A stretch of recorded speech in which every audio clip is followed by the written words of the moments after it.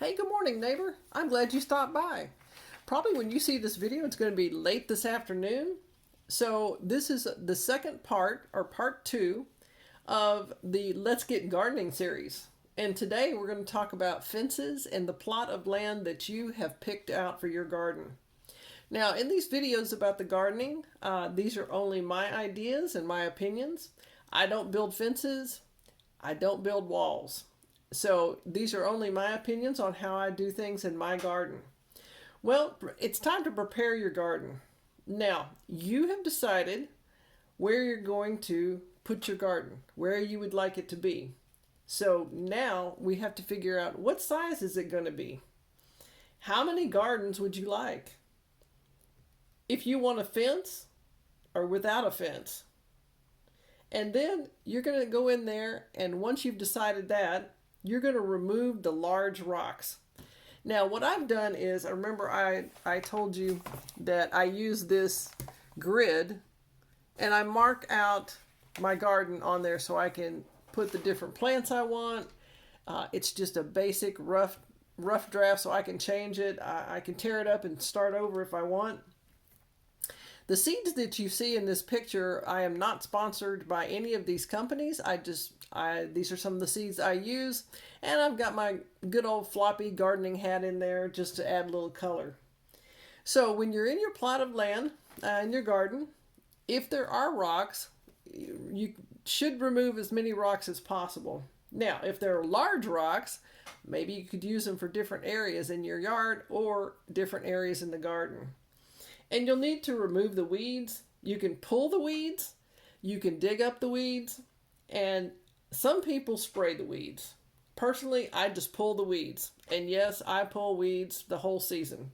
But that's okay. I don't mind. If you have a fence already existing, check for any repairs that need to be done. Check for the stability of the fence. And if you have a gate, check the gate. And if you have a gate, do you want to lock the gate to keep that garden secure? Maybe not from critters, but just from people that might stop by, just to keep it secure. Now, after the weeds are pulled and the rocks are removed, whichever rocks you want to remove, you've checked out the fence or you've built the fence, we're going to move on to the next step. And before I leave the topic of fences, let's chat about the fences. You can use a fence or a border, or you can have fences that are simple or very elaborate. You can have fences made of all different types of materials. And in this video, I'm going to touch on a couple. There are wooden fences. You can paint them, or you can leave them unpainted. You can have a chain link fence. And some come in panels that can be fastened together. And they also have regular panels, and then they'll have a panel with a gate in it. I have a few of those, and they work out really well. And they need to be installed with poles and tie downs. It's a metal tie down, but they stay real well and they last forever. Now, the panels, like I said, can be fastened together. Others are, you have posts, and you can just basically stretch the chain link and put it all the way around your garden. Chain link fences make it easy for the vines to grow, such as berries, cucumbers, squash, anything that climbs. Dewberry vines, and that's something in the south. And also, like I said, squash and cucumbers love to grow on there. And it's easy to pick it's easy to harvest your vegetables when they're on a fence. Now, the chain link fence is easy to maintain, and it lasts a very long time. I've had some on my property for 10, 15 plus years. And these are not the most frugal item to purchase, especially at this time. Now, shop around and see if you can find a pretty good deal. But the good thing is they do last almost indefinitely. But you're going to be putting it in, it'll save some money. If you have someone put it in, maybe a little bit more expensive. But if you have one in place, it's just a great place for a garden. And bugs don't eat chain link fences. Now, you might get some termites or whatever it might be in a wood fence. And that's our next subject is wooden fences. It could be an existing fence, and over the years the wood might need a lot more maintenance than a metal or rock wall. And if you're handy, you could build one just out of old pallets that you find with the untreated wood.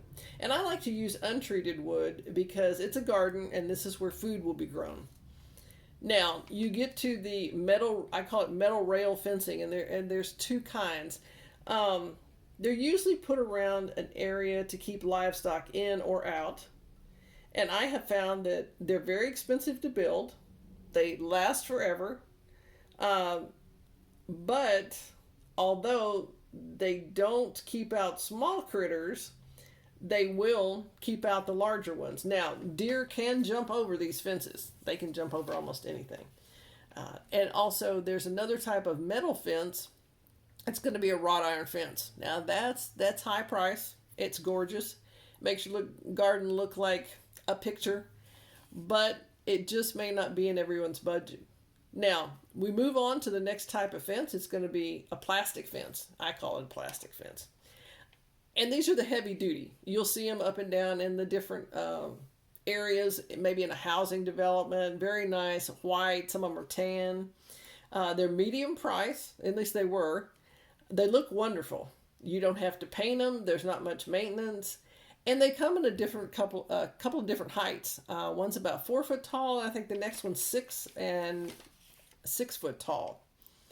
Deer still can jump over the shorter ones. Now, I might be able to jump over the taller ones. A good thing about these is there's no painting required, and they're very durable. Moving on to the next fence is going to be a wire fence. I call it a barbed wire fence.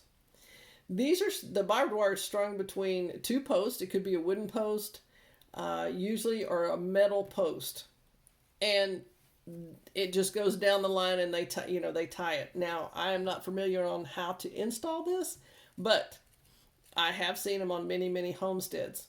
They will keep out some critters, not the small ones. Personally, I don't use these, but you see them on a lot of older homesteads and even newer homesteads. This type of fence, I would think that it's very difficult for the vines to grow on this. Now, some of them will, but if it's a barbed wire fence, I don't want to go and harvest anything off of a barbed wire fence. You'd have to have some heavy duty gloves. Now, the next thing is we're going to move on to bricks and rock walls. Now, if you have built a homestead with a house and you have a brick house and you have some left over, you may want to build a retaining wall around your garden. Or if you have some of those rocks, quite a few rocks, depending on the size of your garden, you may want to use those rocks and mix them with the bricks and build a wall. Now, again, that's not going to keep out the critters. They can jump over, they can crawl over. It's going to look very nice. You can even put a wrought iron gate on there. But if you have enough rocks, you can make this wall around your garden. Like I said, I am not a masonry. I do not know how to make a wall with bricks or rocks. But you can it's called Quickcrete as far as I understand, and you could just build a wall. You don't have to use Quickcrete. You can just stack the rocks. I've seen that in different countries where on the countryside, and they just have huge rocks stacked, and it makes a wall. Now, if you have bricks, you can section off different portions in your garden. Like, okay, you want tomatoes in one section and you want cucumbers in another one. You can do anything that you want to do in your garden because that's what it is. It's your garden.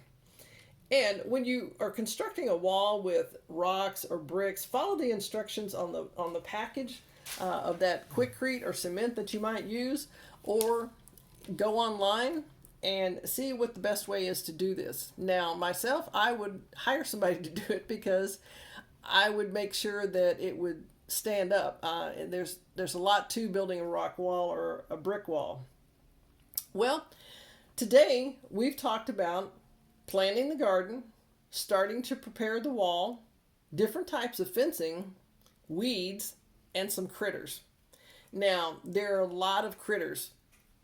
Some of them are beneficial. Possums actually come in and they will eat the harmful grubs as far as I understand. They will root around and till up your garden. Now, in my homestead, they have not bothered the plants. They just till around them, which I appreciate because it makes it a lot easier to pull those weeds. So in the next part of the series, I'll be talking about soil preparation, soil prepping.